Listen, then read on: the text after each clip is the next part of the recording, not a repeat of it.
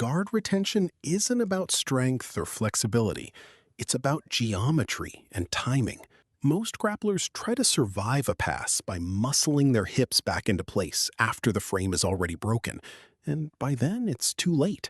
The fight for the guard is already lost. The real skill isn't defending a position.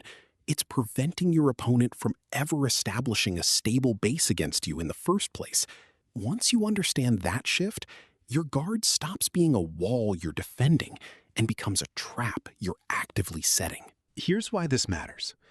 Passing guard is fundamentally about your opponent solving a puzzle. They need to get their hips past your legs and pin your shoulders to the mat. And to do that, they need a stable base to push and pull from.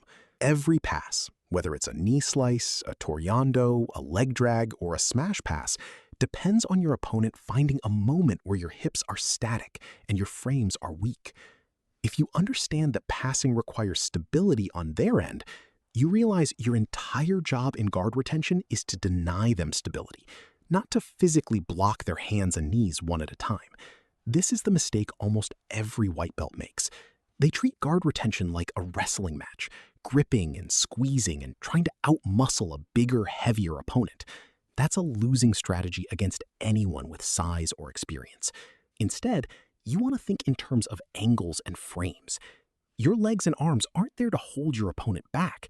They're there to create distance and off-balance them so they can never plant their base long enough to advance. The second principle you need to internalize is that your hips move before their hands do. Guard retention is reactive in appearance, but proactive in reality. The best guard players are constantly re-angling their hips relative to their opponent, so that by the time the opponent commits to a pass, the target has already moved. If you wait until they've already got a knee across your thigh or a shoulder pinning your hip, you're playing defense from a losing position. You want to be moving your hips a half second before their weight shifts, which means you have to read their base, not their hands.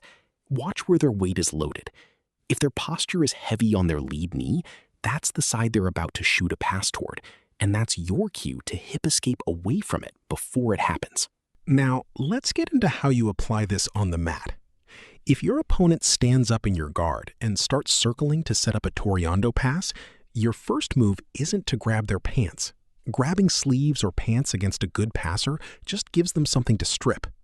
Instead, use your feet on their hips and thighs to control distance while your eyes track their center of mass, not their hands. The moment they commit their weight to one side to go around your legs, you hip escape in the same direction they're moving, keeping your knees between you and them. This sounds counterintuitive because your instinct is to retreat away from the pressure, but retreating in a straight line just lets them close distance faster. Moving your hips laterally, matching their circle, keeps your legs as a constant obstacle in their path.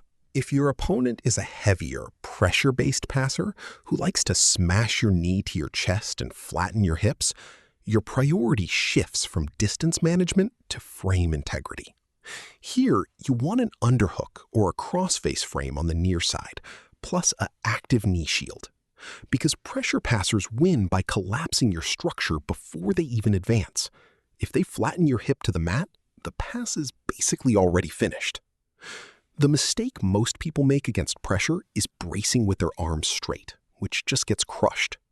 Instead, keep your elbows tucked and your forearm bones, not your muscles, absorbing the weight, and constantly reframe with small hip escapes rather than one big explosive movement.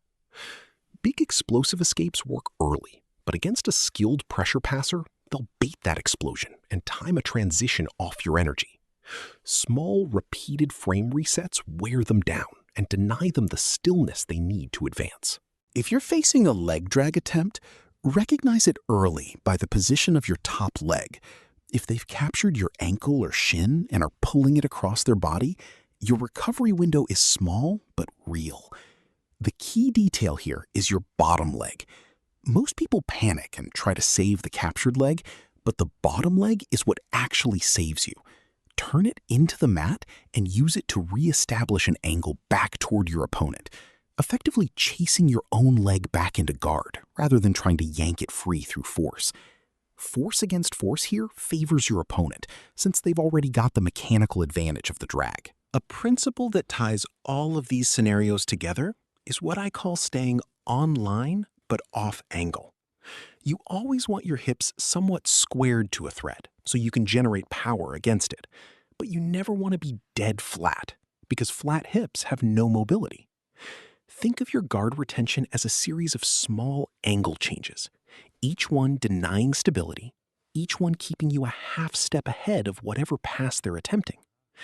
This is why elite guard players look almost lazy from a distance.